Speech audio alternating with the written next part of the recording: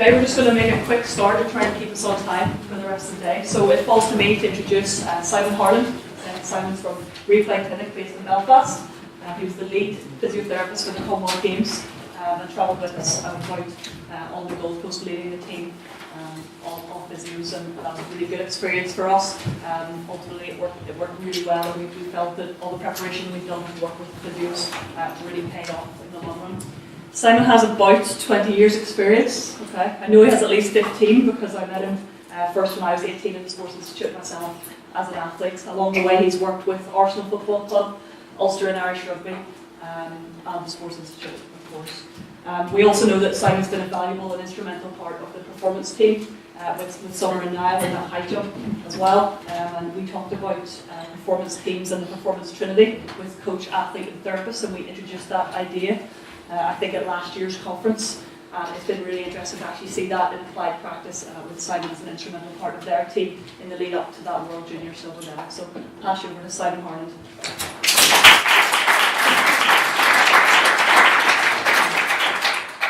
Thanks, Laura, for that introduction. Morning, everybody.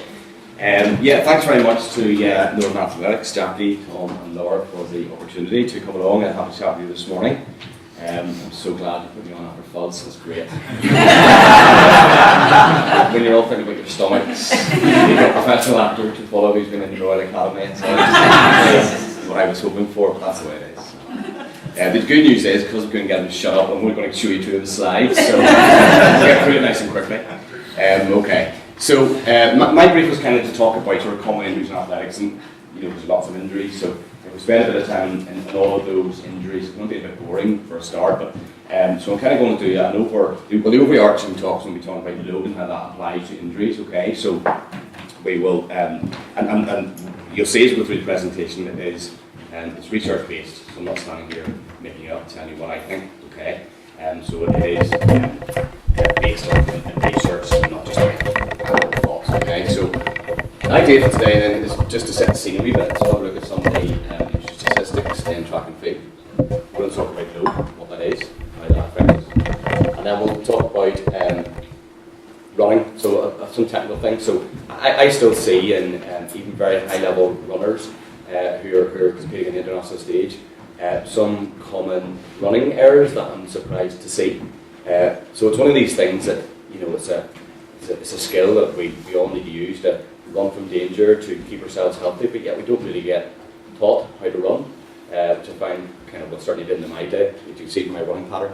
And then we'll chat a wee bit about footwear, okay, maybe dispel some myths, and the research with that. And then I'm going to talk just a bit more globally about sort of tissues and how tissues respond to load, and how that will apply to your training and your loading of your athletes. So we'll talk about bone, muscle, specifically a bit more about hamstring, focusing a bit more on hammies, which is a bit of an issue obviously in track and field, tendons, and we'll focus a bit more on Achilles. And then we'll chat about the sort of unique group, the adolescent athlete, and sort of put it together at the end and talk about injury prevention as well. Okay. So, if you like, I'm quite happy to answer questions as we go through, okay, because there's going to be a wee bit of time to the end. So if you feel like you want to ask something, stick your hand up, please, and ask. Okay. So, have a look at a couple of studies here to kick us off. So, the Elite Track and Field Championship. So this is 2011 IAAF Championships. There were 135 injuries during the championships, and that was 60 time loss injuries. 185 injuries affected the lower limb, so it's no surprise really, so 74% affecting the lower limb. Hamstring strain was the main diagnosis, and 67% of those resulted in absence from the sport, so hammies are high. The highest incidence of injuries were found in the combined events and middle and long distances. Okay? So the conclusion from this study was preventive intervention should focus on overuse injuries and hamstring strains. And you're sitting there going, well, we probably know that, and this is also backed up by research. Okay, so they also looked at infectious diseases and other bits and pieces as well, regards event scheduling and heat acclimatization. Okay, but we're going to focus. What does time loss mean? Sorry, time loss means you're out for a certain amount of time from an injury. You're missing getting back into training or competing again. So you can have an injury and the next day you might still be able to compete, or it might be like a niggle. So it's an injury actually put you out of time from training or competing.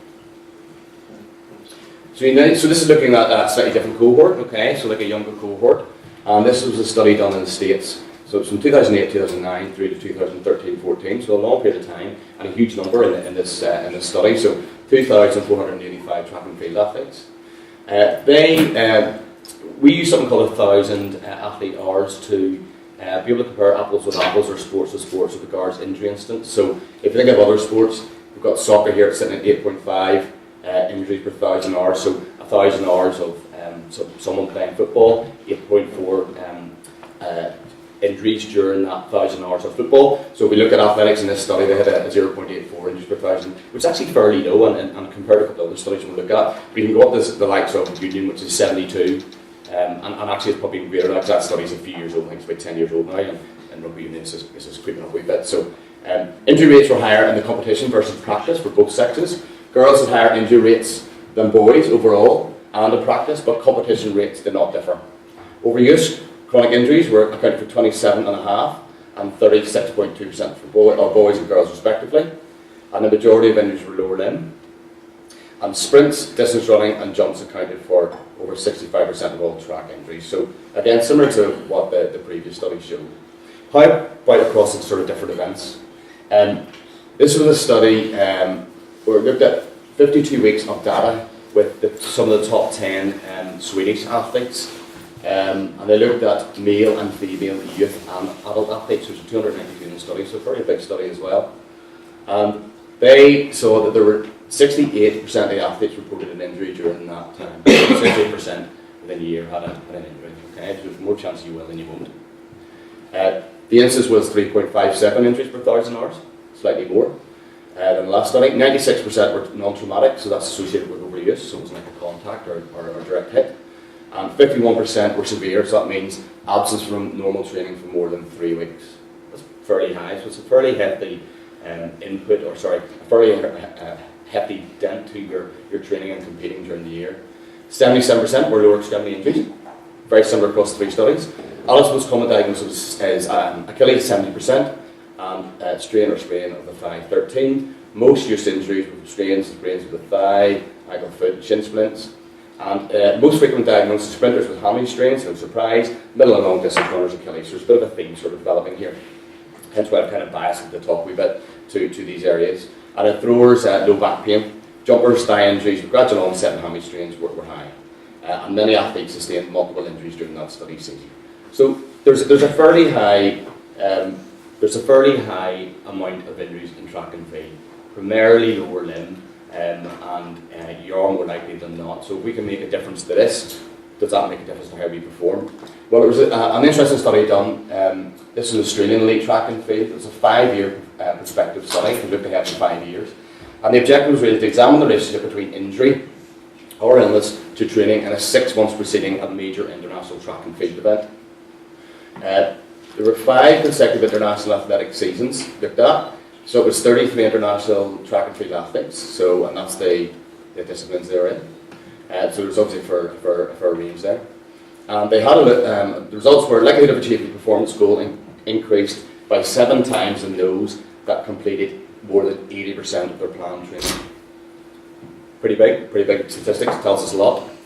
And the majority of new injuries occurred within the first month of the prep season, that was 30%. And most illnesses occurred within 2 months of the event. Okay. So, conclusion: injuries and illnesses during preparation are major determinants of an athlete's chance of performance, goal success, or failure at an international level. So we kind of guessed that would be the case, but we've certainly got some decent research to show that definitely is the case. If we can make a difference to any of those number of injuries or severity of injuries that we sustain, then potential for the athlete doing better is being proven. That will make a difference, quite a hefty difference. Okay, so thanks to Laura and Tom for actually putting together the photograph for us. I still can't figure out who's who. Anybody, but it was good. You stuck it through there. Thanks very much. So we have, we're kind of masters of load. Okay, so every time we get out of bed in the morning, doing our active daily living and doing our sports, we're dealing with load all the time. Okay, and our capacities and our tissues are always just above, or most of the time, just above the level of being able to deal with that load that you put through your system. So if we increase that load, then our system's capacity to deal with that load will increase. If we decrease our load, then the capacity will decrease. If we do this really fast with the load and we don't allow time, that's when problems occur. Okay? So there's always this kind of fine balancing act. that we have. So I think, well, how important is our anatomy in relation to that, the way we move, or our muscle strength, and we'll talk a bit about it. We know that ACL athletes with a poor lower limb functional score and a return to play of less than 10 months are more likely to re-injure their knee and suffer osteoarthritis. So ACL being one of the big ligaments inside your knee that you can rupture. And so that's telling us that if we don't move as well, then we are more likely to have OA later on. So there does seem to be a bit of an effect. And the same kind of idea in military recruits with poor lower limb biomechanics and muscle strength, they're more likely to get injured. Okay, and military recruits are really nice to research because they do exactly the same training, pretty much been given the same diet. So generally what you see is what you get with these guys. Okay, so two studies say, well, actually the way you move does have a bearing on injuries. Okay, and that poor lower limb biomechanics could be the likes of when you land like this, or you land stiff in your knee, and you don't sort of do give, okay, or you land and you kind of wobble through your hips. Okay, so there's various sort of markers in that on the scoring. So predisposing factors make us more vulnerable to the triggers, but they don't actually cause the injury. So we know lots of people, myself very much included, who run, don't move, they'll be necessarily the best, but don't have injuries. You know, Paula Radcliffe's have got these unusual techniques where they don't get injured, but that's because they've developed over a period of time. Their bodies have just developed and adapted so they can actually cope with those mechanics. Okay, so those aren't necessarily the causes, but they can be the triggers, or so they can be the predisposing reasons as to why we get injured. So triggers are the things that affect loading. Okay, that might be illness, so it could be detraining. It could be the injury itself, it's changed the way you move. It could be do with footwear, you change your footwear. It could be do with training frequency, the volume, the intensity, the surface. So those are actually the triggers. Okay, it is fundamentally load that causes the injury, and we need to control load. That's what our game is about, and if we get that right, your athletes are going to do so much better. But we know that if you can be more resilient, identify issues early, that we can control load better and we can increase our capacity to deal with that load. Okay? When athletes increase their workload by more than 30%, there's a big increase in injury. Gabit is a physio researcher who does a lot of work on load. He's developed this really simple, there's lots of ways we can monitor load. A really nice simple one he likes to use is basically looking at the length of the section by the rate of perceived exertion during that section. Just gives you an idea of workload unit. Okay, so you don't have to make it all particularly complicated. You can be asking the athlete how well they feel, keeping a few figures, how well they're sleeping, but have an idea roughly what it is. We'll delve more into this as we go. Okay, now it's interesting because different loads appear to be related to specific types of injuries. Okay, so two studies, 2012, 2014, they unmasked these injuries and realised that actually when you have an increase in peak loads, you're more likely to have issues here. Where if you have more of the sort of cumulative loads, so we kind of think maybe like the distance runners, the volume side of things, we're more likely to see injuries down in this neck of the woods. Okay, so patellofemoral pain is that joint between your kneecap and the thigh bone, or sits in the groove. That's that joint. Tibial stress injuries are the inside, generally, well, anywhere in the tibia, but generally the inside of the shin bone, and obviously osteoarthritis. Okay, so if you had an older athlete who had a bit of wear and tear in their knee and was struggling a little bit, or they have potential meniscal injuries and so a problem with the cartilage knee and maybe the low bearing capacity of that joint wasn't just as good, it might be think about, okay, well actually we'll just reduce this load a wee bit, the volume a wee bit, but they're distance runner, so what we'll do, we'll increase the intensity, we'll have shorter sessions but more intense sessions. Okay, so just things to think of. And again, we'll talk a wee bit more about this. Okay, so a really interesting study this guy in 2015. And he did basically a questionnaire and questioned lots of athletes on why they thought they got injured. Okay, and the conclusion of this was basically that most of the athletes said, well, it's because we don't warm up, I don't warm up, or it's because of my footwear, or too much running, diet, or it's actually the shape of my foot. So they're the main reasons why runners think they get injured. Okay, but if we look at the research, it's not as clear as that, and not as simple as that. Okay, so the actual cause of runners' injuries is to do with all of this. Okay, so it's multifactorial, as we know. It's never just one thing. Structure. So that might be just how you're made, and the anatomy has a bearing, but actually it's not massively supported by research, but it still does have a bit of influence. Genetics, what's passed down, does have a decent amount of. We know there's certain genes that you're more predisposed to osteoarthritis, or you're more predisposed to tendon issues. So that does a factor, albeit there's not much we can do about it at the minute. I'm sure there will be going forward. Training load, massive one. Okay, delve into that a bit more. Biomechanics, how we move, we already talked a bit about that. The psychosocial is often overlooked, and I would really want to add a wee bit in today, but there's too much to fit in anyway. But there's a conference last weekend in London, and it was very much about the brain and psychosocial aspects and how it affects performance. And it does have a massive influence, and more than we realise, especially with regards to the injury prevention side of things. And we'll talk a bit more about it later. And then conditioning, okay, and we'll just touch on that as well. So, okay.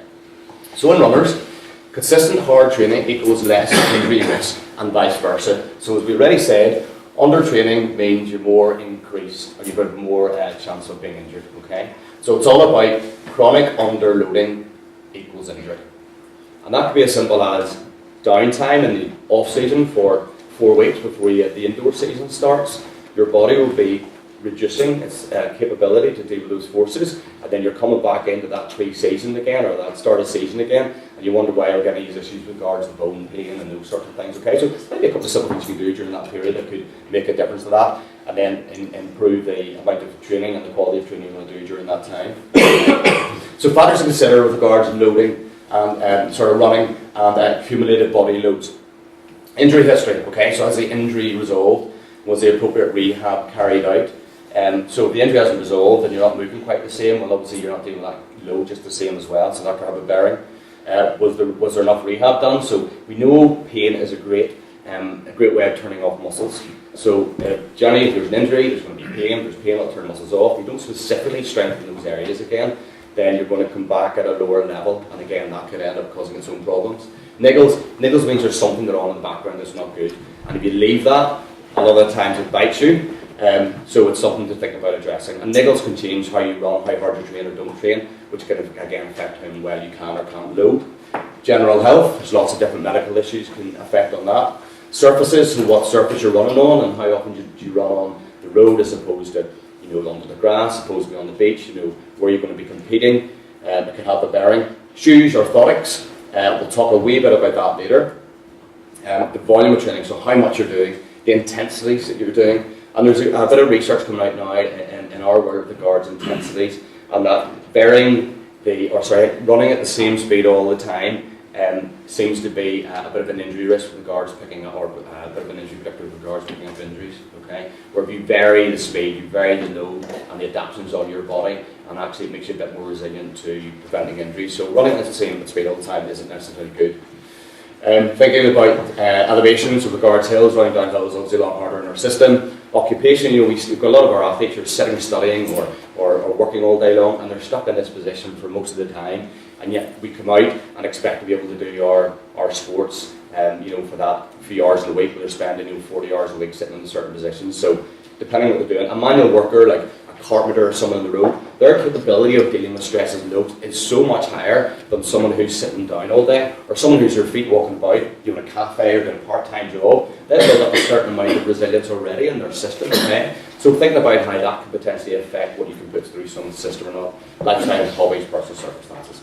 Okay, so we're going to have a wee closer look at running itself. So this is just the gait cycle, so just so we all know where we're starting from. So gait cycle, there's a heel strike or foot strike, okay, and then we come to the foot flat. Mid stance is basically when you're standing and you're completely upright.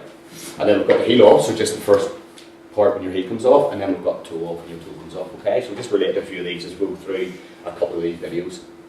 Okay, so when we're thinking about running at biomechanics, there's 4 main forces involved, okay? We've got our vertical force, we've got our forward backwards, and we've got our lateral or sideways force, and the other one we have is our rotational force, okay? And that's what we're dealing with when we're running.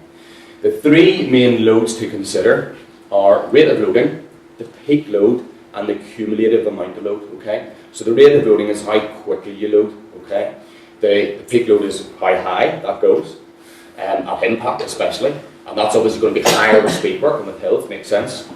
And the cumulative loading is the total amount that you're doing. And I find this fascinating how good our bodies are dealing with load.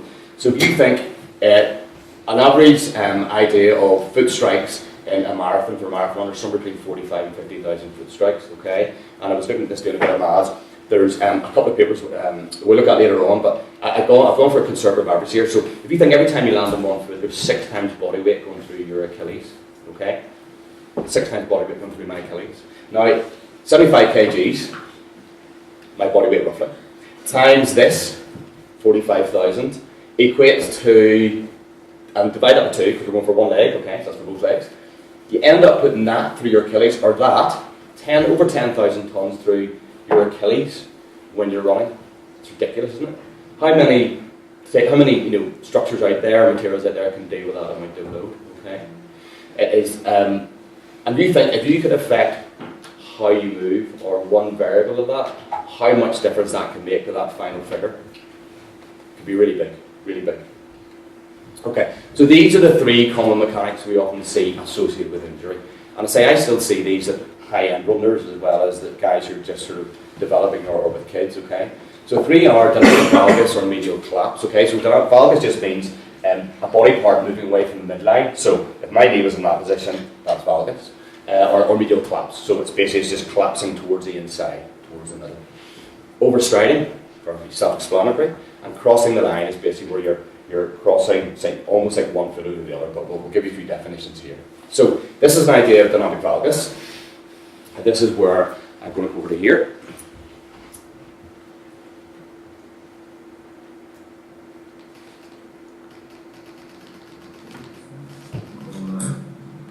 You don't need to hear me speaking here, but there might be a couple of things later on. Okay, so I'm with this guy doing a single leg squat, which is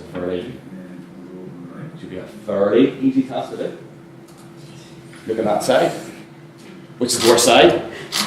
Which side would you want to land on? Which side wouldn't you want to land on? And these guys are all on his right side, or his issues, sorry, are all on his right side.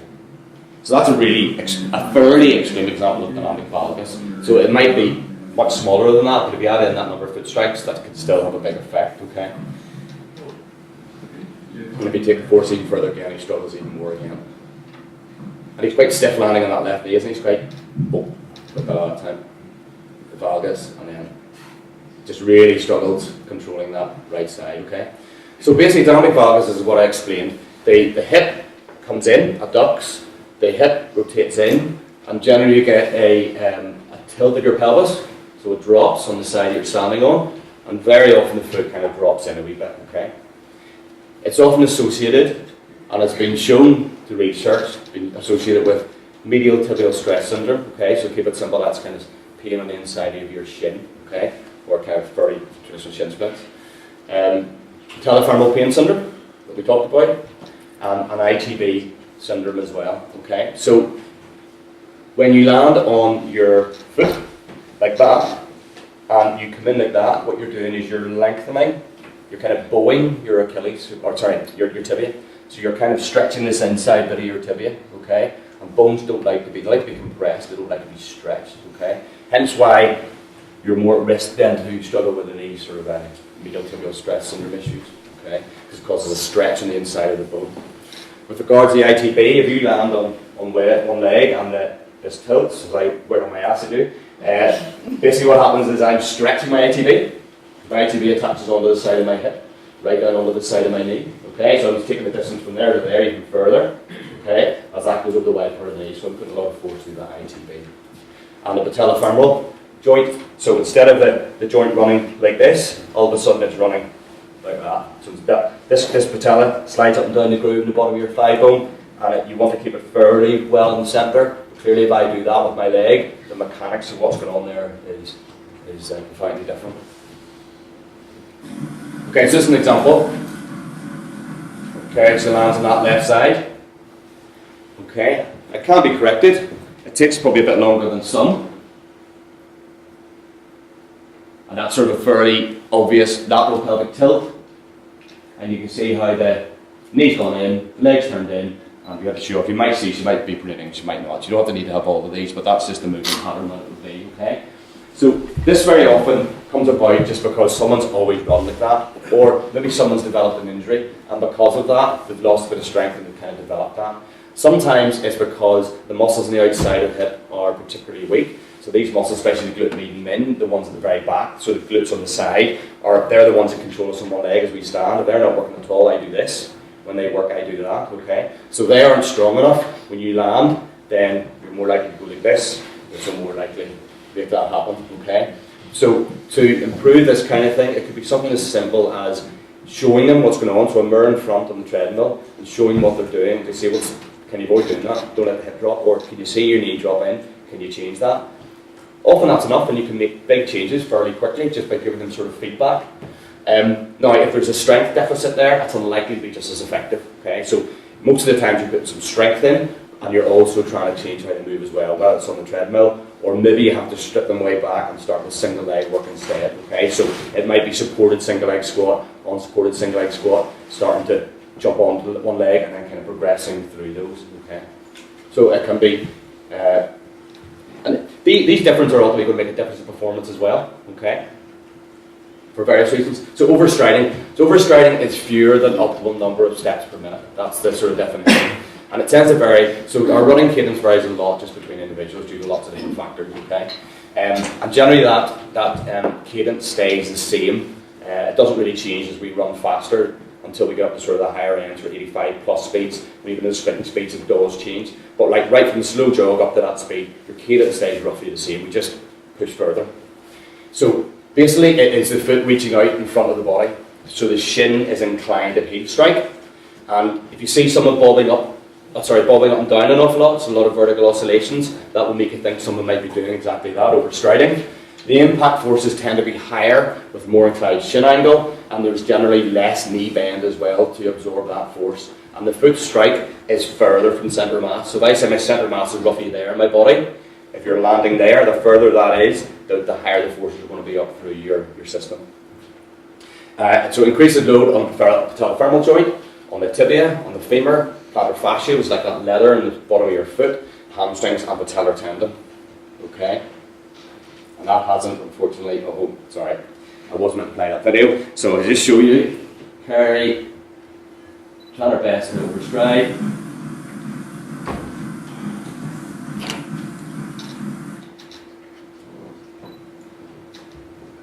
So you can see that red line, so obviously it's not vertical, and you want that to be vertical.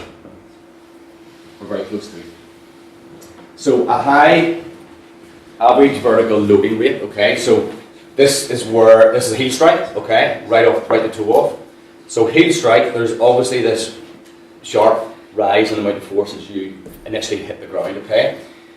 The steeper this curve is, the steeper this line is, which is the average vertical loading rate, so that's a loading rate, how quickly we load, the more at risk you are of developing stress fractures. This is the peak. So basically, a high active vertical loading rate is a risk factor in developing stress fractures, and we know that. So if you're down that way, you're more likely to develop a stress fracture, and we know we can change it. Overstriding will cause your glute med, the one on the outside, and your max, the one at the back, to work less, and therefore has less ability to control that pelvis and leg. So we know then this isn't going to work as much, this isn't going to work as much, you're more likely to drop as well. And that's going to cause that increased hip abduction, internal rotation, and the pelvic tilt. So it's not optimal running mechanics at all. And a very easy way of changing it, and this is quite an easy one to change, is, if you can hear in the background that sound, so the using something like a metronome.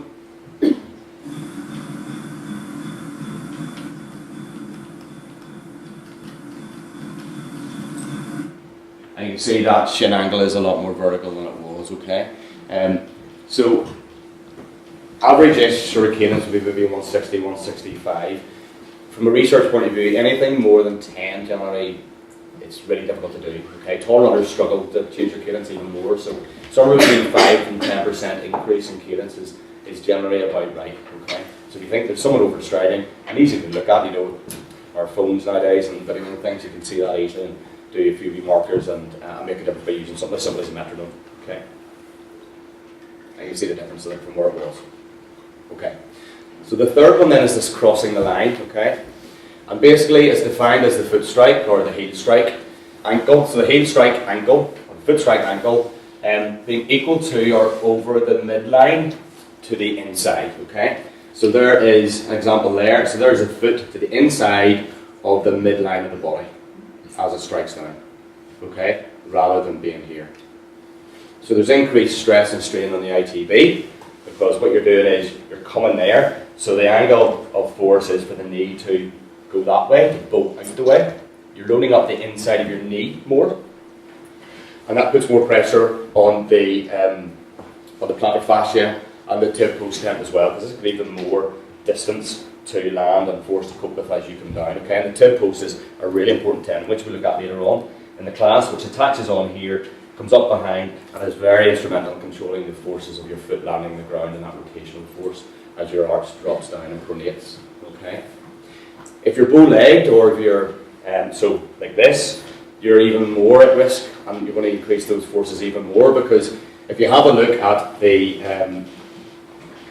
angle coming straight down through the hip, normal alignment through the middle of the knee, if you look at someone who's bow-legged, that force, if you put a lot of force there, there's nothing holding this together, it's going to go out this way, isn't it? It's going to go out to the side.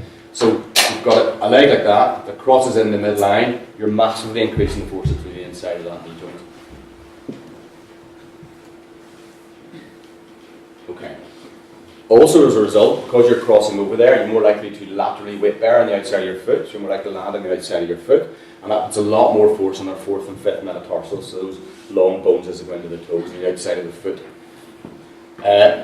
Typically, this crossover movement causes excessive rear foot eversion and internal rotation of the shin bone and exerts and a lot of. So as you land and come down onto that leg, as it comes across, the back of this foot, the heel has to drop into this position, and as it does, you rotate even more through your shin. Okay, so your shin will be doing an excessive amount of this, and that torsional load through the bone isn't ideal. Okay, so that is sort of thing that can again help to lead to stretch fractures. The bone don't like torsional load, and they don't like being stretched. They like to be compressed one direction. Okay, and greater knee abduction. So the more you're bowed out, we say, the higher those compartment forces on the inside. Okay, and it can be corrected fairly well too. So have a look at. It's quite clearly, I think you're running on a line there, isn't she? Yep.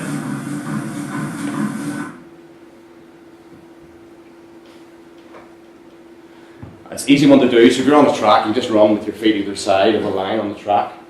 Or if you're outside, you're tuning outside, there's lots of lines on the curbs and the pavements, sides of the roads which you can run along, and you're literally just running your feet either side of the line, and it can be picked up very quickly. A treadmill is really nice because you can literally just put a bit of tape, put the treadmill on really slow, put the tape in the middle of the treadmill, and it goes round, just hold the tape on, and comes back round again. You have a line in the middle of the treadmill, or if you're in a gym, you might want to put maybe just a wee bit of treadmill on the front of it, or sorry, a bit of tape on the front of the treadmill, rather than doing it right round the belt. Okay, and then you're just asking the athlete to kind of run either side. Okay.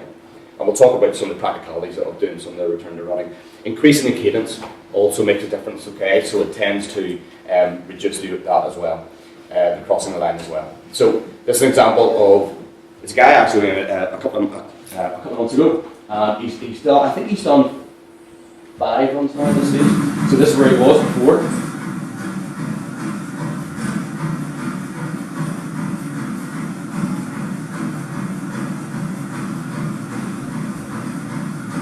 Quite clearly crossing over, and he'd done 5 runs to.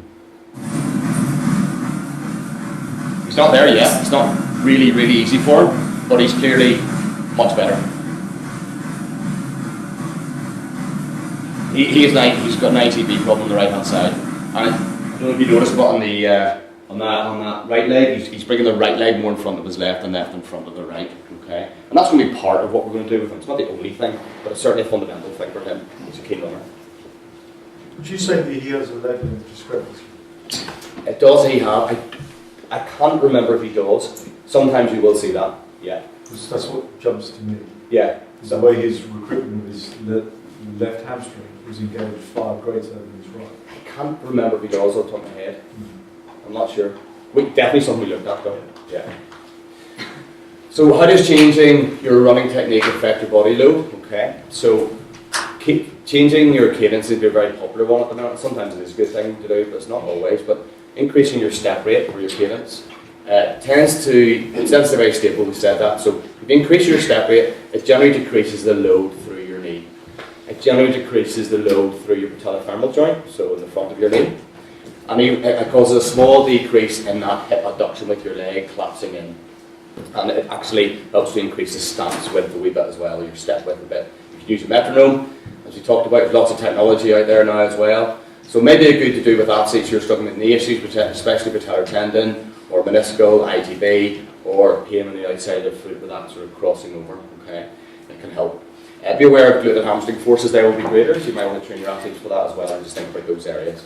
And runners who have high impact forces, so that sort of high vertical oscillation, tend to benefit the most from changing step rate. Which kind of makes sense. How about foot strike? We know if you strike on your foot rather than mid-foot or heel strike, it decreases the patellofemoral forces as well. Okay, so if someone with patellofemoral joint pain, it might be something you think about, is reducing or maybe increasing your cadence and maybe getting to become a bit more of a foot striker. If you do that, clearly you have to do that just gradually. It decreases the patellofemoral rate of loading as well through there too. Okay, increasing the step width, it increases the knee separation, decreases that hip abduction on landing, decreases the loading on the inside of the knee, and it decreases pain in runners with patellofemoral pain and improves their function. Okay, so practicalities. If you're planning to change, if you give yourself only 8 to 10 runs, you can make a big difference in most of these. The dynamic valves can take a bit longer than that, but sometimes this is enough. So make sure it's gradual. Okay, so you're going to have an idea of where they were before from a running point of view, how much they've done, what intensities, before you start and implement this. Because if you've got someone who's quite a big heel striker and you change them into a 4-foot striker, they're going to end up struggling with an Achilles something quite quickly. You just do it gradually, okay? But basically what you can do is, sort of for the first 4 runs, if you give them a fair bit of feedback, so a little bit of feedback to the first run, and then the second time more, and the third more, and the fourth even more again, okay? And that might just be the athlete themselves thinking, right, I'm going to do 1 lamp post, I'm going to change this, the next lamp post, I'm not going to worry about it, and do that for 1 run, then the next run to do 2 lamp posts, I'm going to think about it, 1 lamp post, I'm not going to think about it, then the next run 3 lamp posts, I'm going to think about it, and the next, so you're just thinking, they're thinking about it more and more and more. Come the 5th run, tell them to forget all about it, okay? Back into the 6th run, and get them to, they'll actually at that stage starting to struggle a wee bit to go back to where they were, and then a little bit more impact or feedback tends to give them that last little bit that they need to change. It doesn't need to be a huge amount. Whether that's using a mirror for in front for the dynamic valgus, or it's the metronome, or it's the run on either side of the line. Okay. Often sort of get asked, what are the differences between running on the treadmill to overground?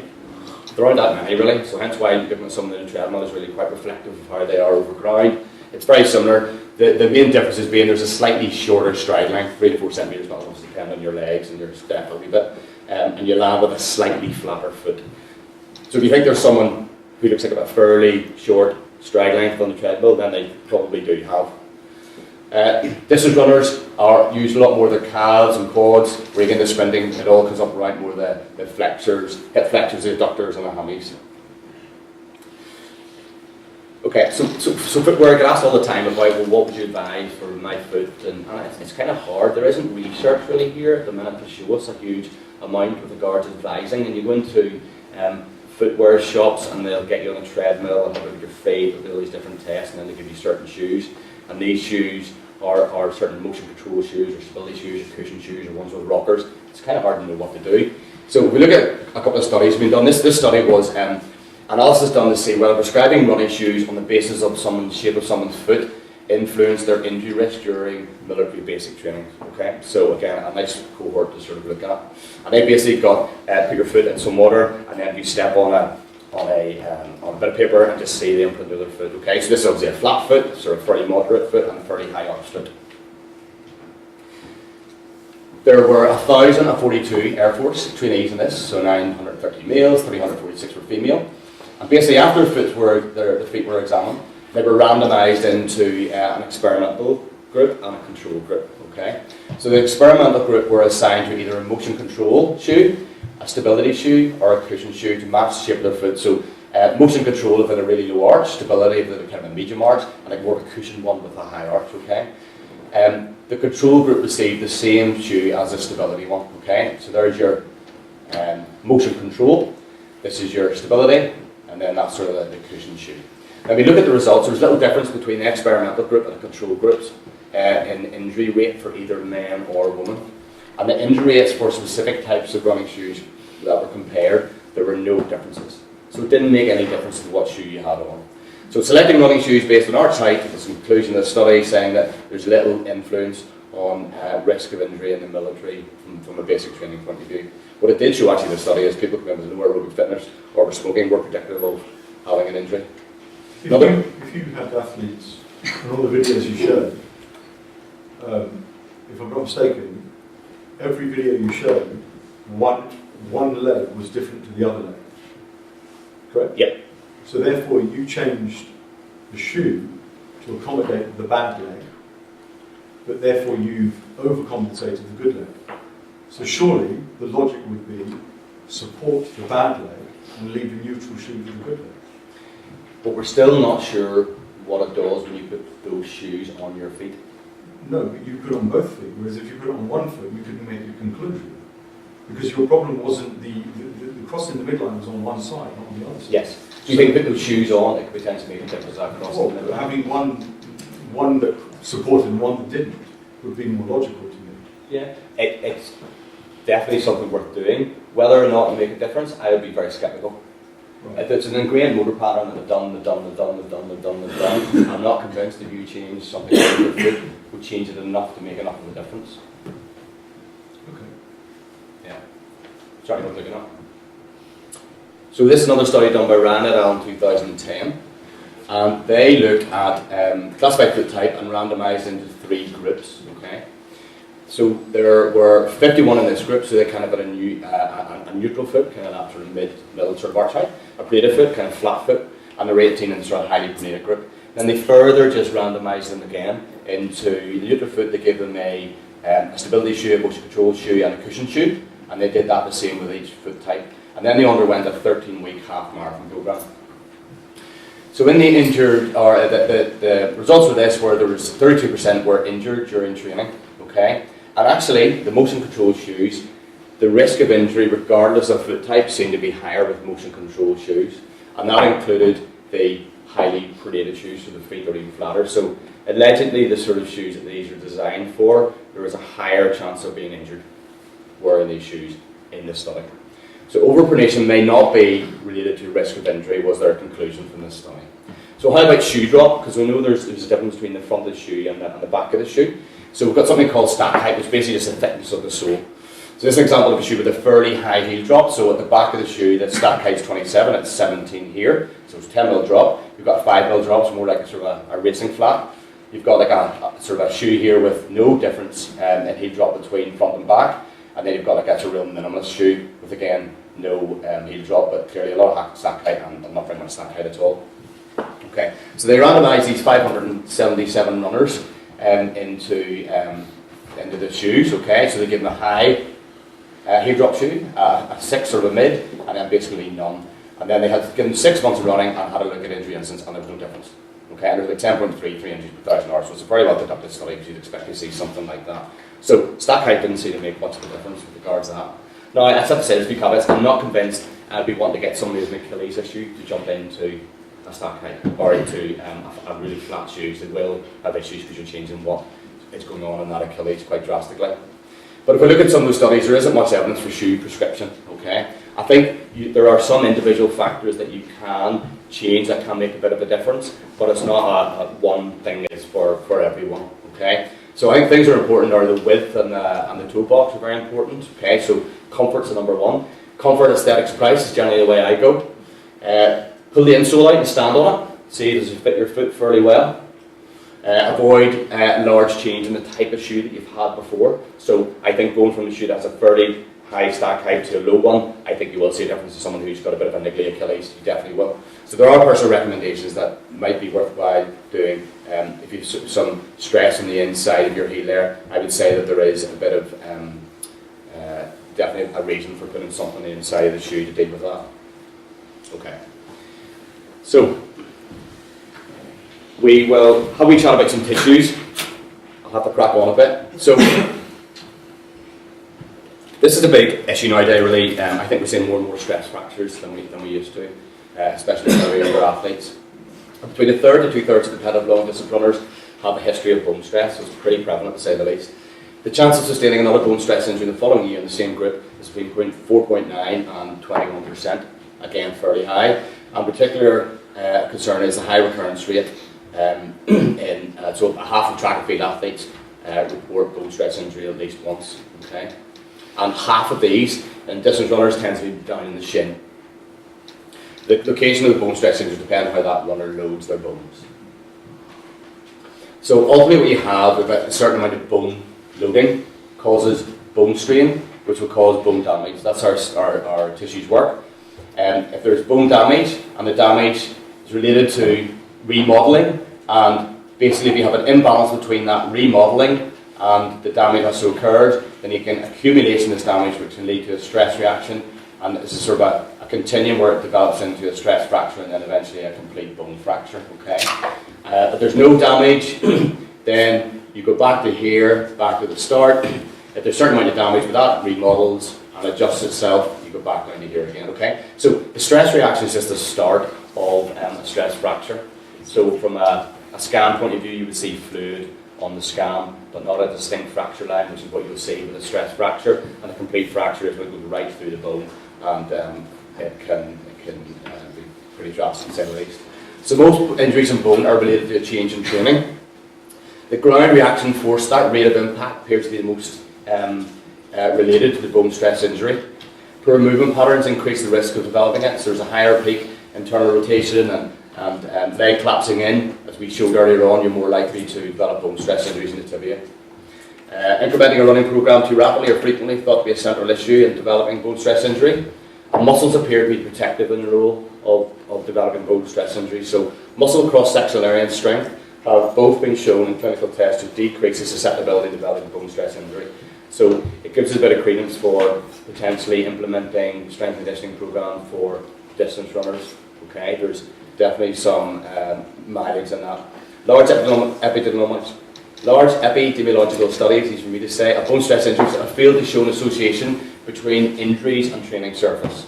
So a change in surface and training may be more important. So it's probably that change that's more important, because our body gets used to what we run on and it can adapt to that. But if you change that quite drastically, it's probably more likely when you're going to have issues. Okay, so I love this slide because it really shows you how much our bodies adapt to load and the loads we put on it. So this was a study done on baseballers looking at the difference between the throwing and non-throwing arm. So this is a non-throwing arm and this is a throwing arm, and this is a cross-section area. So this is through, there's the shoulder and there's the elbow, and this is the top of the arm bone, the humerus, and this is through here. And you can see the size when you cut through of the wall of the bone as you go down through. Look at the sheer difference between a throwing arm and a non-throwing arm with regards to baseball players. So it's actually twice as strong, that throwing arm, compared to the other arm. So our bodies can change and adapt huge amounts. There are other modifiable risk factors that may contribute to bone loading. So physical activity history. So if you don't do as much physical activity when you're younger, you're more likely to have issues later on with regards to less bone or less strong bone as well. Energy expenditure is massive. We'll talk about that in the female athlete triad. And getting enough calcium and vitamin D as well are very important factors to think about too. Okay, I'm going to race through just to this slide a bit. So, as I said, physical activity has a bearing on bone health. From a younger age, if you don't do as much, you don't develop the same bone strength, and you can only attain a certain amount of bone strength up until sort of mid 30s. If you don't get it by that stage, you're not going to get it. There's only so much you can do with it. There's a certain peak. Females are at greater risk of developing bone stress injuries, and this is very much related to the sort of female athlete triad, which is all about energy availability, menstrual function, and low bone mass. So if athletes, especially distance athletes or endurance athletes, don't get enough energy in, it affects their hormones, which can affect their menstrual cycle, which can affect their bone and the amount of bone that they can produce. Okay, so and it's probably the biggest factor in this is the amount of energy and calories they get in. Okay, we know that calcium and vitamin D is important as well, but energy is so important in that group, especially when you come to those adolescents. So there's a study in 18 to 26-year-olds, distance runners, demonstrated that women who take less than 800 milligrams a day of the calcium were 6 times more likely at risk of developing bone stress injury to the ones who were taking 1,500. And male Finnish recruits with a low amount of vitamin D in their blood, they had a greater risk of bone stress injury as well. So the vitamin D is the vitamin that helps absorb calcium in the body, so it's important you have enough for that. Especially in our environment as well, considering we don't get a huge amount of sun, which helps us make vitamin D, it's something that's worth thinking about supplementing. Overall studies suggest that athletes should meet or exceed the current recommended allowances, which are calcium and vitamin D quantities there. Okay. So signs and symptoms, okay, so kind of the real life stuff. So it tends to be a gradual onset. If you think about this pain on the inside of our shin, it tends to be activity related pain. So the more you do, the sorer it gets. It's often initially just kind of mild and all over the place. The pain doesn't tend to warm up, and it progresses with pathology. So pain generally gets more severe as the pathology gets worse. Now sometimes the pain, you can still develop these stress reactions and stress fractures without a huge amount of pain. A bit less so in the shin. Certain parts of the rest of our body, you can develop stress fracture with something that actually you can be running on. Okay, so there's some areas that if you have pain there, and it's very local pain, it's probably worthwhile getting it checked out early doors. Onset is usually early and lasts longer post-run, just means it's getting worse. So as that pain becomes more sharp and more localised into one area, the warning signs are increasing even more. Okay, and generally if you have pain on the inside of your shin, which is the most common place, that's the start, that's bone stress. Okay, just the thing is kind of attached with the muscle and periosteum, and that is affected, but it's primarily bone stress, and that's the start of this sort of continuum developing into a stress reaction and stress fracture. Okay. MRI is the best, so if you go for an X-ray, it doesn't always show up, and very often won't show up anything at all, especially with sort of a fairly early bone reaction. So MRI is always the way to go with that, or CT, but be advised by your sports med. So if you go for an X-ray and it clears it, you're not clear until you get an MRI or CT, you've got to get more workup done. And there are some low and high risk bones, okay? So the high risk bones tend to be on the tension side, where we said about that tension causing issues. There's often issues with healings of those bones don't tend to heal as well, and they need to be looked after much more carefully than the more sort of compression low risk bones. So an example of the high risk bones are on the top of the femur here, the femoral neck, okay, because it's on the tension side. So ultimately if that goes, you're going to break your hip, and it's likely to go because it's on the tension side. So that's a big worrying thing that needs to be sorted out. The front of the shin is another one because they're really poor at healing. Talus on the outside. The bone on the inside of the ankle, navicular, which is a really fairly common one, which we'll look at in the practicals later on, and looking at some other ones around the outside of the foot and the second metatarsal, and there's two little small bones that lie underneath the base of your big toe as well. Okay, so they're the high risk bones. So if you have localised pain they're developing and it's sort of activity related, it's definitely something just to get in early and check that out, make sure it's not one of those, because it could really catch up with you later on. Okay, so it's really important that you don't run until your active daily living is pain-free. So just walking about, moving around generally needs to be pain-free before we think of back into the running. A good way to progress is just through water. You have the option of getting into the Ultra G as well. Speed increases force more than body weight on the Ultra G, so just remember that. Treadmill and then over ground, so that's kind of progressive amount of sort of rate of loading for the bone as you get back into running again. And optimal loading is no pain during or after. Okay, it shouldn't be sore during and it shouldn't be sore after.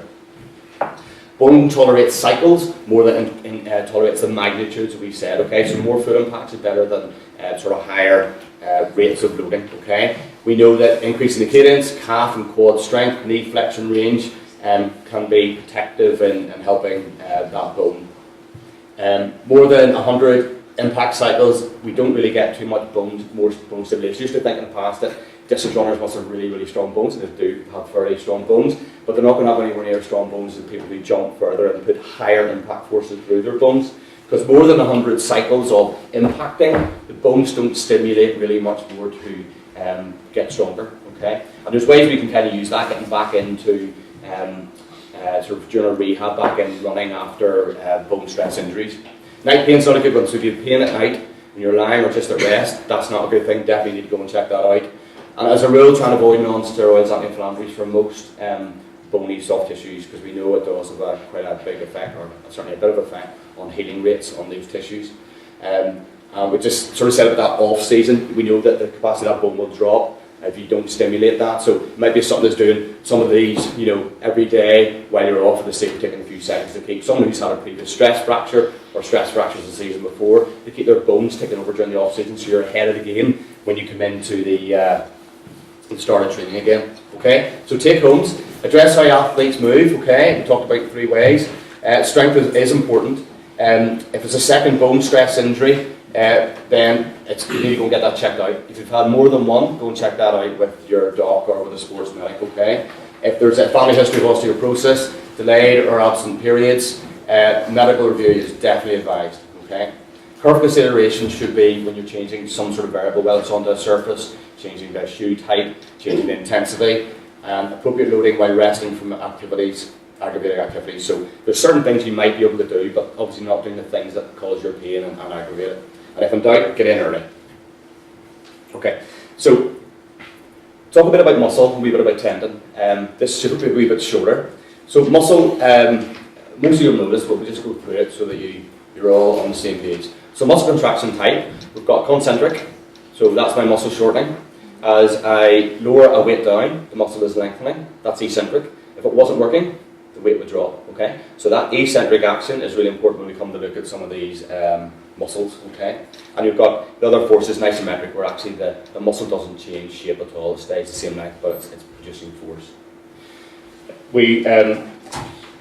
There's been a change, and I've got you, probably not many people have come across this. It used to be the kind of price regime if you hurt yourself from a muscle point of view. It's now police. Has anybody heard that? No. And it's been probably a year or two, so it just takes so long to change these things. So price obviously used to be protection, rest, ice compression, elevation, and it was changed to police because we kind of realised that actually rest isn't sending out the best message. Because we know if we rest our tissues, the capacity of those tissues drops. So it's about optimal load. So it's protection, optimal load, ice compression, and elevation. So we're kind of changing that now. So that we're thinking about if you stick someone in the boot who sprained their ankle for 6 weeks, as opposed to someone who does proper loading of that ankle for those 6 weeks, that proper loading ankle is going to do much, much better. Okay, so there's a first shift in that. And a really important thing is regards proper rehab of a muscle. Okay, a lot of these muscle strains I think come about because we don't actually get our athletes back to the level they need to be at. We take them up through rehab, get them to a certain level, but there's a missing gap between this level and where they need to be at. You know, the sheer number of runs they need to do, the speed they need to run at, the capabilities of those muscles have to be back up to where they were pre-injury, and probably better because there was a muscle injury. So the muscle has to be able to be strong concentrically, eccentrically, through range, outside length, especially with regards to eccentric, which we'll get on to. It has to be able to work really fast, there has to be a certain amount of strength endurance, it has to work with the rest of the chain. So it's important to think about all those variables as we go through rehab, and we'll touch on a couple of those. Okay, so when we talk about hamstrings, the vast majority of times your hamstrings, even injuring your hamstrings, is a bicep femoris, which is the hamstring on the outside of the leg. So 80% tend to be bicep femoris. So if you're looking here at the back of the right leg, that's a bicep fem there, okay? And there it is there. Then some of the other muscles you've got here are your semimembranosus, which is another hamstring on the inside, and that's another long hamstring there called the semitendinosus. There's another part of bicep femoris called the short head, which just lies underneath here, okay? But that's the one that we see damaged most often, okay? And if you take a cross-sectional cut through the muscle, you'll end up seeing this, okay? So you basically have got these wee muscle, tiny fibres that get wrapped up in tissue, wrapped up in more tissue, becomes a muscle, okay? We'll just have a wee look at that. So hamstrings, most prevalent injury in track and field, we've already said that. The capacity of muscle includes must be strong, and we've talked about those. There's upwards of 80% of the strains involve the bicep, and most injuries tend to happen during this late phase. So it's when the leg is coming out into this phase, when it's going from lengthening back into shortening again. So and it's kind of those long lengths of the muscle where the issue tends to happen. Often many months post-rehab, we see that even after doing good rehab, if you don't keep that rehab going, the strength of that muscle will drop, which again can put you at more risk.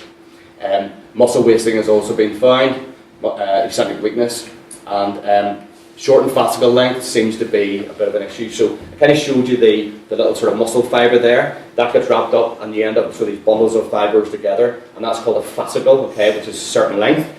And we know from research now, which is showing in a second, that a short fascicle length, so that muscle is short, you're more likely to sustain an injury, okay? Again, we'll just chat about that. So hamstring exercise selection, there was a nice study done, that was last year, looking at certain exercises to try and target certain parts of the hamstring. So we think most of our hamstrings are kind of bicep fem. If we can try and bias our exercises and hit that muscle a bit more, that may make more of a difference.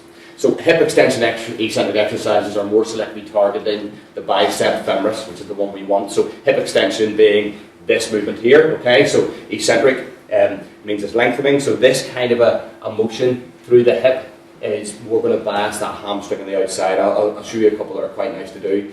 Knee flexion exercises tend to recruit. So when I bend my knee, they tend to get the hamstring to the inside and outside a bit more. And the long-headed bicep It's targeted very much with a 45 degrees hip extension exercise in the study that they did on 12 different exercises, I think it was. There was a bigger ratio of the hamstring work in the outside compared to the inside with this one exercise in particular. Now, interestingly, the Nordic exercise, which I'm sure most people have heard of, it actually doesn't fire your bicep femoris that much from an EMG point of view, but it does actually work at fairly high eccentrically. So it's part of the reason probably why Nordics actually do work quite well, because we know for people who previously sprained or strained their hamstrings before, that Nordics do work at help preventing that happening again. They don't work as well for someone who hasn't previously strained their hamstring. They tend to work better for someone who's previously done it. And there's probably a few ways we can adjust the Nordic just to make that a bit more effective. And we'll look at a couple of these maybe later on. So this is the 45 degrees hip extension exercise, which is really nice at picking out that bicep femoris. I just adapted because I don't have a Roman chair in the clinic, but if you had, you can use that. It's just an easier way to do it. And clearly you can add load. There's different ways you can kind of bias that.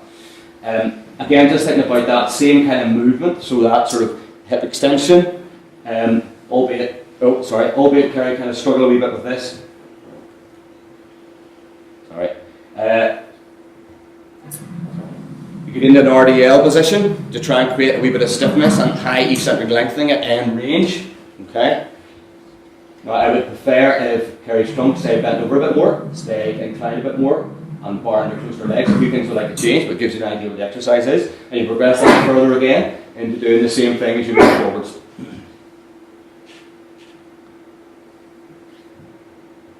If I wanted to play. No. Okay. Or you can do the same thing and drop away. It's quite a nice one as well. Same kind of idea, where you're down in that same position and you load the bar up, drop it and catch it again. Okay, so there's some nice things to try and selectively target that bicep femoris that you can do in the later stage rehab, or keep it going during the season. Nordics, done a lot. I think sometimes not done as well as we'd like them to be. So it's an example of a Nordic. So very often we tend to be in this sort of anterior tilted position with a Nordic, and we're doing that to try and keep the hamstring in its longer range, or in its sort of mid-range for longer, because we know the mid-range of a muscle is stronger, so we're just trying to make that easier, okay? So if we can tilt the pelvis back to keep a better position, we're going to get a bit more of that hamstring working and recruited, a bit less of those back extensors working, so it's simple to do. We can progress it on.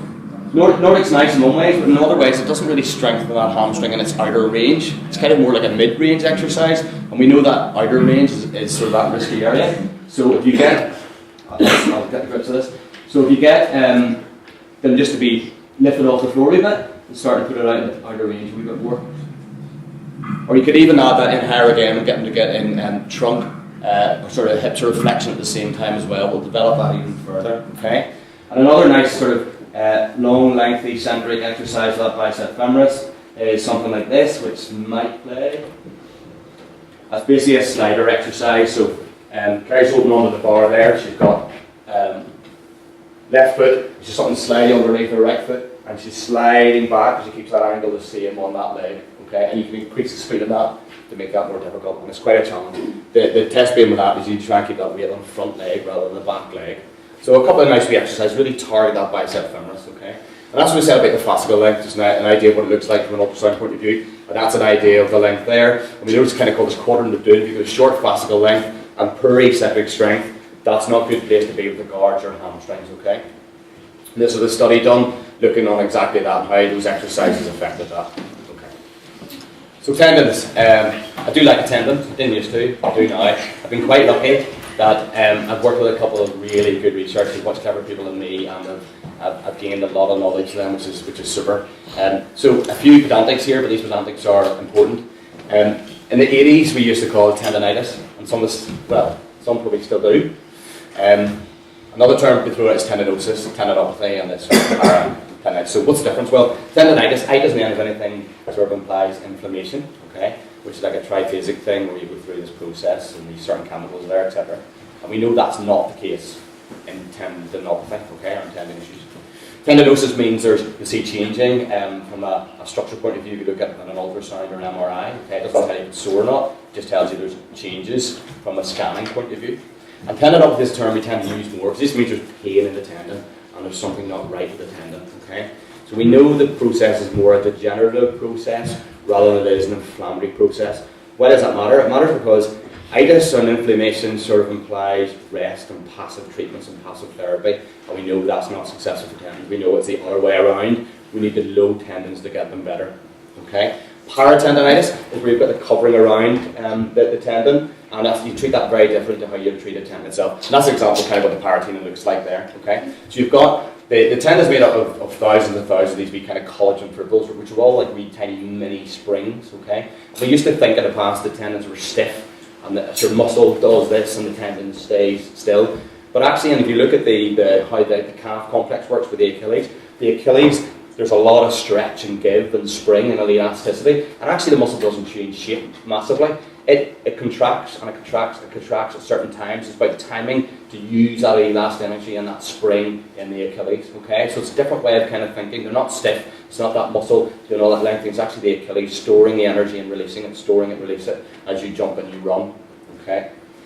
Now, don't need to go into too much detail with this, but all I wanted to show you was it's the cells, which are the kind of the wee footballs within the tissues that affect the structure of the tendons, what the tendon sits in, and also the collagen itself. It creates the collagen and creates that structure within the tendon as well. And that's a thing that responds to load. It's the cells that respond to load, either favourably or not. So this is an example of a nice healthy tendon. So there's going to be collagen fibrils there. The two black dots are those cells, and depending how they are affected with force, that will depend how the chemicals they produce, which will affect what happens to the tendon. Okay. Now, if there's too much force, then you end up getting a lot more of those wee cells, and then they suck in water, makes this tendon swell, and eventually that starts to break down and damage those little collagen fibers, those sort of parallel little springs there, and it can start to damage them. And if that happens for long enough, then you end up with tissue like this, where you haven't got the same number of aligned collagen fibers. So if you haven't got the same amount of connections, then, as you might imagine, there's not the same amount of force going to be able to absorb by that structure. Okay. We often see pathology in two places in the tendons. Often it's where the bone goes into the attachment, okay, and the other place you see is kind of in the middle of the tendon, okay, or in the middle of the spring. Okay. So we know tendons join muscle to bones, they act like springs.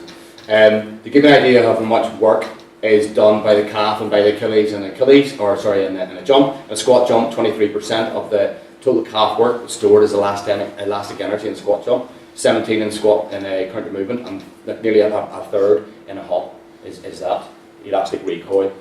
Tensile strength of tendons is related to the thickness and the collagen. So the thicker and the bigger the tendon, and the better the collagen in there, sort of there's different types of collagen, the better quality of that collagen, the more force that tendon can deal with. Some of us are born with thinner Achilles, some are born with bigger Achilles. A bigger Achilles can deal with more load. Okay? So you're slightly more genetically predisposed to developing something like an Achilles tendon up or a tendinopathy somewhere. We know that a tendon has a cross-section area of 1 square centimetre can deal with that amount of force, up to a ton, which is again pretty impressive. Loading of the Achilles. So it's up to 12.5 times body weight running flat out. We kind of talked a bit about that. That's a huge amount of force through your Achilles tendon. So how does load affect tendons? Well, we said about any tissue in the body, it will adapt depending on the load you put through it. But what you must do is respect the times it takes for tendons to respond to load. They respond to load even slower than bone does. So if you respect those time frames, you're going to do better in your rehab process. Okay. So they lose their function without loads. What's high load for tendon? What's hard work for tendon? When does your tendon get sore? What's high load for tendon? Only question I've asked you so far. I can't believe I haven't asked you more. Jumping. Exactly. So anything slow or heavy, tendons love. It's easy. It's not hard at all. Anything like jumping or a fast action, it's hard for tendon. So this is much harder than tendon than me trying to push a really heavy weight on my shoulders. Okay, so it's that stretch shortening cycle that's hard on the tendon. Okay, so we know that overload leads to tendinopathy and pain, not necessarily pathology as well. We probably get something that's more over 40 due to pathology build up over the years. So over years we just damage this structure without realising it. And most Achilles that rupture, most people don't know, most people have never had any pain in their Achilles before, which seems strange. You expect it to be sore and then rupture, but the vast majority of people have never actually felt any pain in their Achilles at all before. but have managed to develop enough pathology within the tissue that it's just giving up a ghost. It's just too much for what it can deal with. Okay, and the Achilles is slightly different in that it's quite easy for us to high load our tendon. If I just go to do that's really high load for my Achilles, where it's much harder to do it in here. So that's probably why Achilles are a bit more susceptible to those sort of higher loads, gradual degeneration and effect on the structure. So tensile load, that sort of longitudinal load, is the primary load for tendons, but the other one tendons really don't like is compression. So when a tendon pushes on a bone and there's high tensile forces, it's especially not nice for tendons. So we think about like an insertional Achilles. So the Achilles is into the bone at the back. If you've got compression there and high tensile force, it will let you know about it. Or a hamstring tendon is another classic one. So everybody's got a hamstring tendinopathy, know that actually they could load there all day long, but as soon as they go into that position there, it's really uncomfortable because you're compressing that tendon onto the bone. Okay, so if you're doing your rehab, you're thinking, well, I want to stay in that compression position at least till they get it stronger, better shape, and then slowly add in those compressions again. Which is the same thing for a sort of an Achilles insertional issue. You wouldn't really want to be doing exercises dropping off a step, reloading down, because the more you put your foot up the way, the more it compresses that Achilles onto the bone. Okay, so think about how that would affect the rehab, or even just altering your training sessions with someone doing hill sessions with an Achilles insertional issue isn't going to be a good idea early doors. So you're going to see patellar tendinopathy, so tendon issue in the knee with jumping athletes. If you come in with someone who tells you they've got pain here and they're a runner or a cyclist, runners can get it, but it still isn't anywhere near as common. If a cyclist can say they've got patellar tendinopathy, they don't. It's unless they are a triathlete, because they don't put their tendon through that fast loading. Okay, it's something else going on there, a fat pad or something else happening. Okay, and that's why hamstring tendinopathy will happen with hockey players and sprinters, but not non-bowlers. It's too slow. You're not going to see that. It'll be something else. Okay, so this kind of continuum model, same kind of thing that we talked about with bone, same thing with tendon. Okay, so we basically, if we go through this little slide, we've got an unloaded tendon. So we've got a normal tendon, that's our starting point.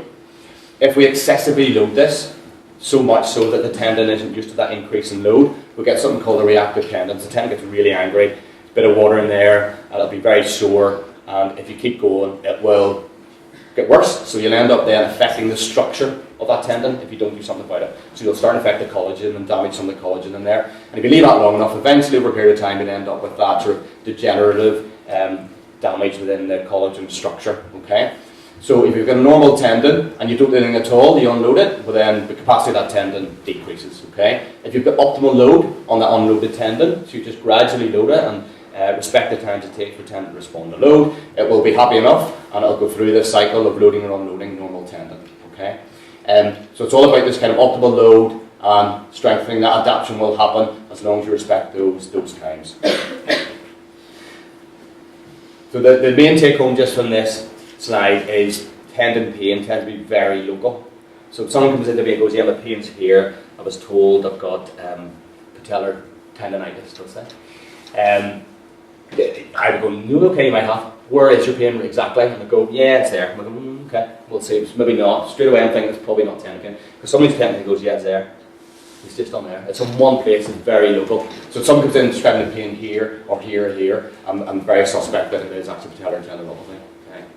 So what are the sort of treatment fundamentals with regards to treating tendons? The only thing that's been shown from a research point of view to change the structure of a tendon and the capacity of the tendon is loading it and exercise. Okay, you can stick PRP in, autologous bloods, steroids, lots of different things in, but they will not change the structure and capacity of that tendon to deal with load, which is ultimately what you want to do. Okay, so you can have injections, medications, massage. Let's say it might have a place at certain times. They might, but ultimately it comes down to getting this bit right. Okay, I asked Fuzz to kindly send me a picture of when he was. I think he must be tanned up a bit more. I wasn't taking drugs in that photograph. Okay. So, how do we increase the capacity of the tendon? Okay, that will depend on the load required by the athlete. So, high jumper, massive patellofemoral or massive patellar tendon pain, or sorry, forces. So they need to have a really good capacity of dealing with those forces. Okay. If it was a distance runner, they don't need to have the same strength. They won't have the same strength in that. So it depends where your starting point is. So with a high-end, someone like Summer, I might get her doing some uphill running, bounding uphill, or something that's forward hopping or something that's really fast. Would I do that with a distance runner? I'm not convinced I need to do that, because you don't need that amount of force in your tendon. So you need to kind of know where you're starting, or where you're going to, sorry. If a tendon is sore and it's aggravated, don't rest it, okay? So take home with tendons, don't rest tendons. Very rare you need to rest a tendinopathy. If you do, it's probably more like a paratendinitis or something like that that's kicked off, which is that covering around the tendon. Because again, tendons' capacity to deal with that load will decrease. Isometrics are a great way of settling tendons down, okay? They actually affect those cells, those little tenocyte cells. They have a nice positive effect on those and can make a difference in settling tendons way down. And they make a difference with pain, and they make a difference with pain straight away, okay? So after doing isometrics, you can straight away immediately affect the pain on your tendon, okay? So isometric example, if it was the Achilles, is loading up as heavy as I can manage for 45 seconds, just holding that position, 2 minutes off, 5 times. And that can be done a couple of times a day, okay? Now if it goes so heavy that I'm kind of trembling like this, well that's kind of quick for the tendon, so it won't like that. So as heavy as you can, that you can control the load, but you're not really shaking. And we're thinking about getting up in these nice high ranges, not in those kind of low ranges, because it's a nice position for the tendon to work in, okay? It's a lovely way to settle tendons down. We need to strengthen tendons, need to be locally, so if it was something like an Achilles, depending on the sport, it might get them up to be able to shift body weight on a single leg body weight on a Smith machine. Okay, so high loads. If it's a patellar tendinopathy, if it was a high-end athlete, 2 times body weight at least. Single leg press, 90 to 0 degrees, 6 4s, or 4 6s, sorry. So strength is really important. Okay, but it's only part of it, because it needs to be able to deal with fast loads as well. There's different things we can use. It's important to single leg, because you could very often hide stuff with double leg. And clearly if I'm doing double leg press, I can use a lot more this side than this side without realising it, okay? Self-pacing, which is like the likes of using a metronome that we had in earlier on, has been shown to light up more of the brain, to get more of our motor cortex, which is the thing that kind of stimulates our muscles to work. That'll fire it more. So if you're actually doing strength work with a metronome, it not only keep you exactly to the speed that you need to go, but it'll light up more of your brain and give you more feedback, more bang for your buck. And there's various other things you can use to try and increase that even more. It's important to strengthen the whole chain, okay? So if someone can patellar tendon, go in, do your leg press and the extensions and get that strong, that's not good enough. It's connected to the whole chain. If this is stronger, if that's stronger, there's less force for this to deal with. So it's so important that the S is really strong, those glutes are strong, and it's all working well together. We've hit our strength, we maintain our strength, and we go into doing our strength endurance, we make sure our strength endurance is where it needs to be, and then we follow through into doing the faster work, okay? Maintaining all those other variables as we go. So the heavy bit is, or the hard bit is that elastic load as we talked about. So that might be something initially when you're coming back from injury that you're doing every 3rd or 4th day, because it'll take your tendon 24 to 48 hours to kind of settle back down again, okay? And I should have said that a good way to know if you've done too much or not done too much, if you've got pain first thing in the morning with your Achilles, for example, it's a good way to know, have you done too much the day before or not? So if your pain when you get out of bed and take a step in the morning is only like a 5 out of 10, you've done something the day before, you always look at it 24 hours later. So if you get out of bed the next day and walk on it, go, yeah, that's a 5. So whatever you've done the day before, it's good to go, you crack on, it's been okay. If you get out the next day and go, ooh, that's about 7 today, well then whatever you've done the day before is too much for that tendon, it's let you know it's too much. And if you crack on with that, you're going to start to go downhill, okay? Hopefully over a period of time, that 5 will become a 4 and a 3, and that's a good way to kind of monitor how that tendon is doing, especially from Achilles' point of view, okay? There aren't many other methods for us to know whether to push a tendon on or not, other than pain. There's a few other things, but they're not, we haven't got access to that. Don't poke it, okay, because your tendon will be sore even when you get back, okay? You poke it, it'll also make it worse, and that you get this sort of sensitization in your brain that you'll be able to think about pain and make that pain worse, it'll drive it a bit. Plus, it is going to be sore when you get back running. You'll be able to hop, run and play your sport, run up and down the track and have no pain, but your tendon is likely still to be sore, okay? So don't go by how the tendon feels. If you get it wrong, you know, you can end up with something nasty like that. I just thought a quick slide in this, because I do see some of these sometimes that are very often diagnosed as like a Achilles tendon issue. So you have a wee tiny muscle called the plantaris. It sits up in your calf up about here, and the tendon comes down on the inside of your Achilles. So this is the inside of the leg, the outside.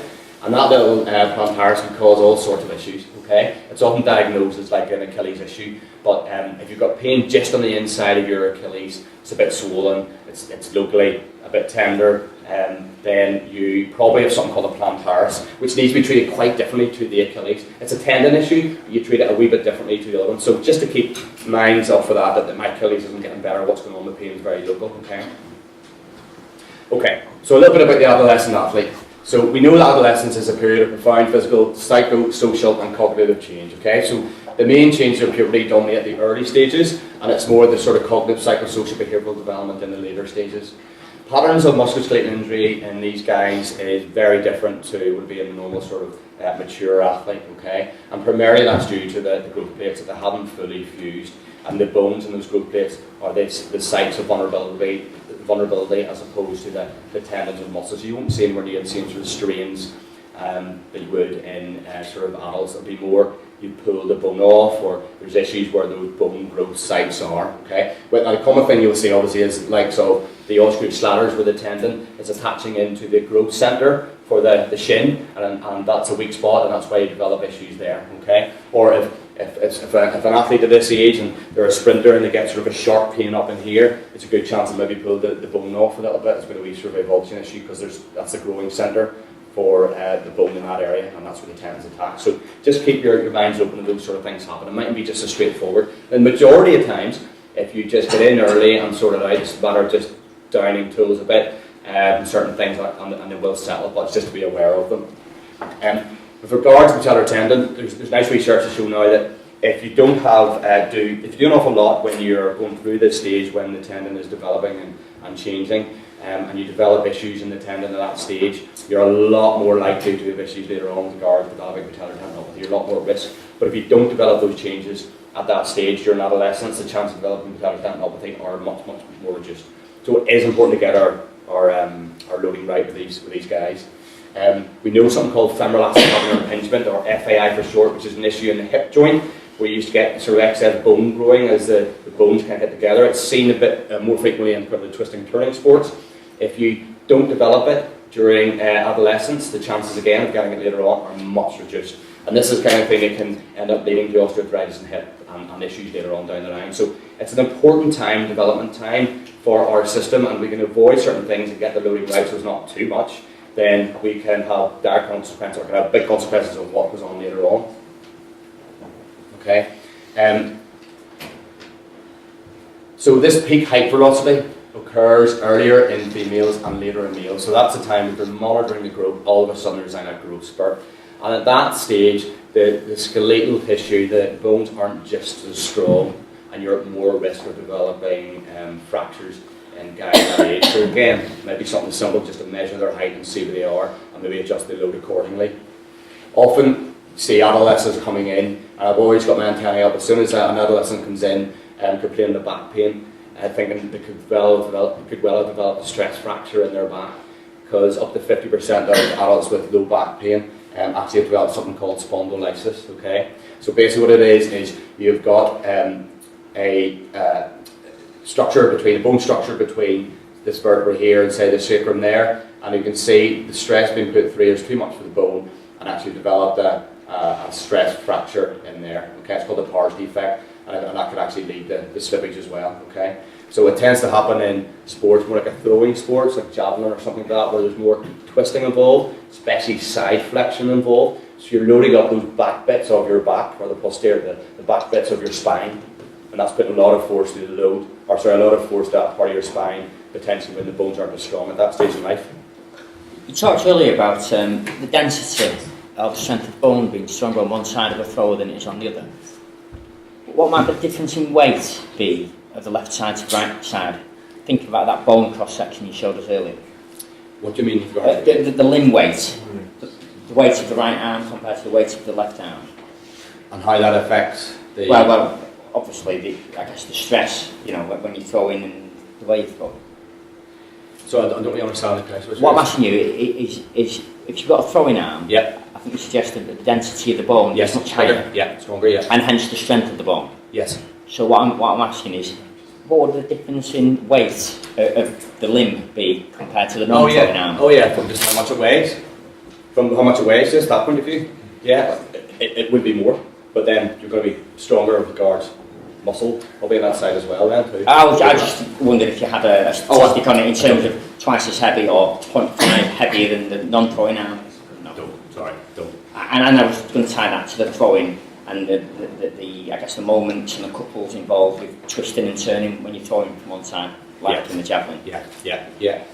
I'm not sure. No, sorry. So you see how that loads up those bones, and it's a critical time for these guys when their bones aren't just as strong. Okay, so keep that in mind. So at peak height velocity or either side of that sort of time as well. Okay, and also as well, there's an increased risk of excessive fatigue and burnout and overtraining. Okay, with adolescents, especially in the female group, if they're more like in individual sports as well. So it's kind of the guys you'll be dealing with quite a bit too. So just bear that in mind as well. Okay. So we know that 40% of women and 13% of men aged more than 50 years old will sustain an osteoporosis-related fracture. All right. Peak bone mass is a predictor of developing osteoporosis and developing a lifelong fracture risk as well. So adolescence is a critical time for developing bone. So 26% of our bone is developed during that peak height velocity time. So if we mess around that and reduce that amount, the chance of these guys getting osteoporosis and other issues later on are much higher. Okay. We talked just briefly about that female triad. So that low energy availability when an athlete exhibits weight loss, with a decline in performance, their mood changes, frequent illnesses, fractures, or a stop in their periods. And if you're not comfortable talking to your athletes, I'm sure some of you maybe aren't, maybe not appropriate, talk to their parents and you can chat to them on and say, listen, could you see, because you've been snapping at me a bit more recently, you're not performing as well, you know, because being amenorrheic or having issues with your periods has a drastic effect on your bone health, and it's something that should be considered. Okay. We know that adolescent female athletes are more at risk of ACL tears as well, which has obviously big consequences later on with regards to osteoarthritis as well. And we also know that you can make a difference with that. There's been plenty of good research protocols out there that show that you can make a difference on reducing the amount of ACL risk by putting proper structures in place that involve good strength, movement strategies, and we can make a difference with this group. Okay. So just take home to this, recognise this unique group, okay? Optimal movement mechanics are vital, okay? Injury prevention interventions are supported by research to be effective. Enforce good habits early to prevent development of any components of the female athlete triad, and have a low threshold in seeking medical advice. You can't go wrong, you go and just ask a few questions early doors, okay? Okay, so I'm just going to waste the last couple of slides. So this is, everybody loves a pyramid in earlier on. So this is taken out of actually a paper a couple of months ago, and they're talking about actually soccer and injury prevention with soccer, but I think it kind of applies to all sports, including track and field. So it's an idea, you've got sort of psychosocial sides here, you've got the culture here, and how this affects developing injuries or not developing injuries. So one of the biggest things, and no surprise in sort of higher level soccer, is player recruitment. If we get a player in who's old, who's got a bad injury history, that season for the physios in that club is going to be hard work. Because we know the biggest predictor of having another injury is having a previous injury. We also know that through all the research that's been done, the older you are, the more likely you sustain an injury. So you start with those two things. With quite a few players who have been drafted in, you're more likely to have a tougher season and more injuries to deal with. Okay, so it's not a great starting point. So we've got our athletes, so we can skip that bit. So load monitoring, so that's what we've been talking about today, is about planning and implementing, knowing about volume, intensity, surfaces, tempos, when to do things, when not to do things, how important strengthening is or isn't, okay? Having a structured plan for your time ahead with goals in mind is really important, okay? And making sure that changes, and really anal about those changes between week and week and between sessions, okay? Athletic development, so developing good movements, developing good S&C and strength throughout the full chain. Movement efficiency, how well you move and getting good correct movement patterns from early doors. Structured injury prevention programs, to talk about some of those, there's some out there that you can easily get off the internet or chat to a physio about. Proper injury assessment rehab, so getting a good assessment, getting the right diagnosis early, and then implementing the right things early days. So is it on to see the surgeon, or no, actually you just need to rest? But the sooner you do the right thing about it, the sooner you're going to get back, okay? And unfortunately there's always that wee bit of luck at the top as well, okay? And funny, speaking of which, healthy running individuals who are robust. This was, I don't know if anybody's ever seen this before. Time known as a running man.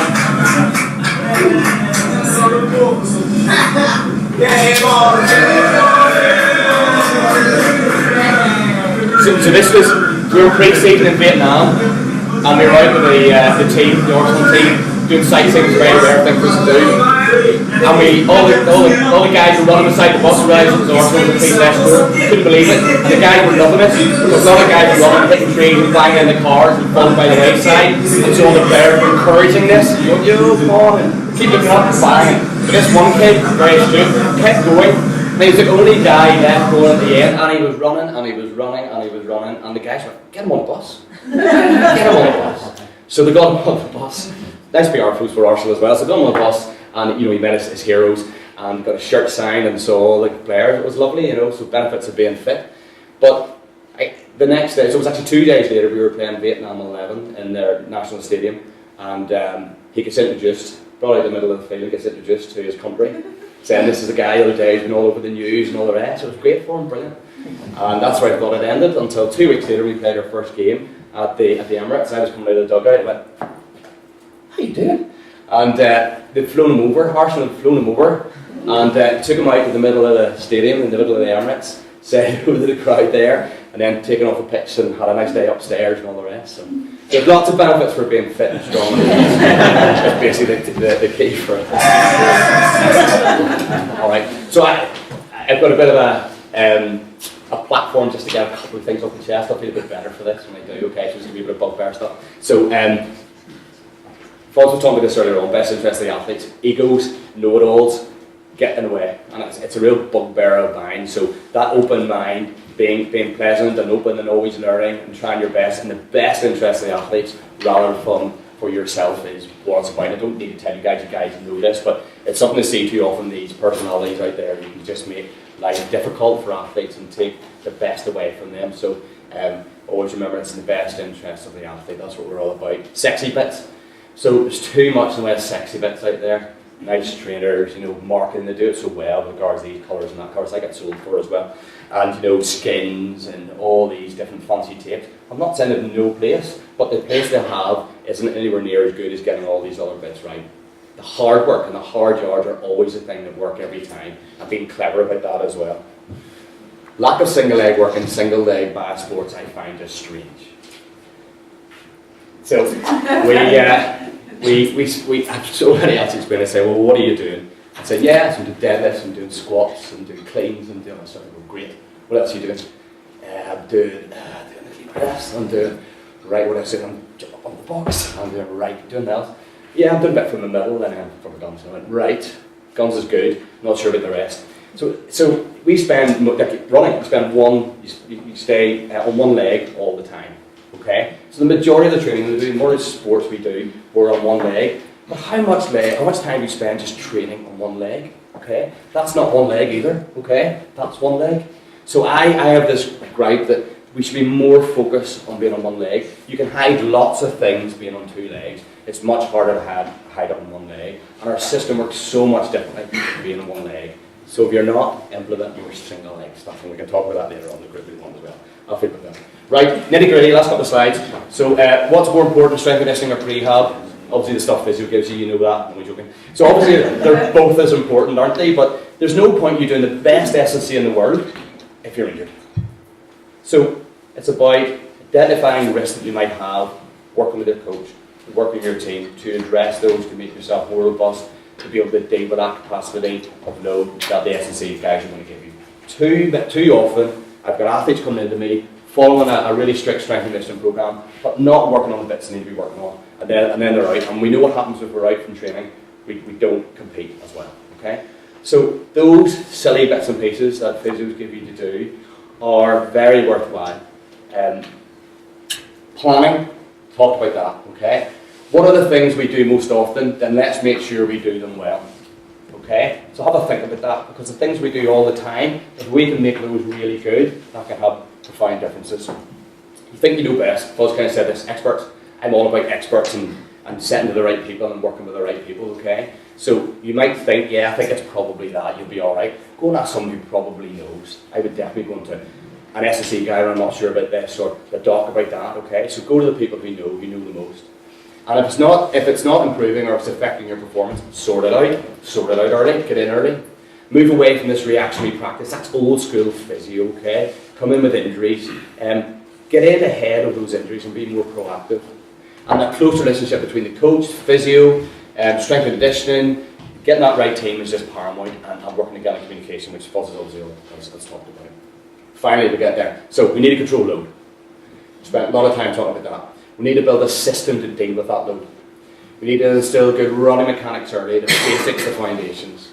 Think about prehab being performance enhancing, as well as making you more resilient and more robust. It's about improving your performance. Not just the way that if you can do a single leg squat might make you run faster or jump higher, it probably will, but it'll probably make you more robust and less likely to be injured, which means you can train harder for longer, and we know the effects of that. Have a low threshold in seeking medical advice early, and build a good team. Thank you.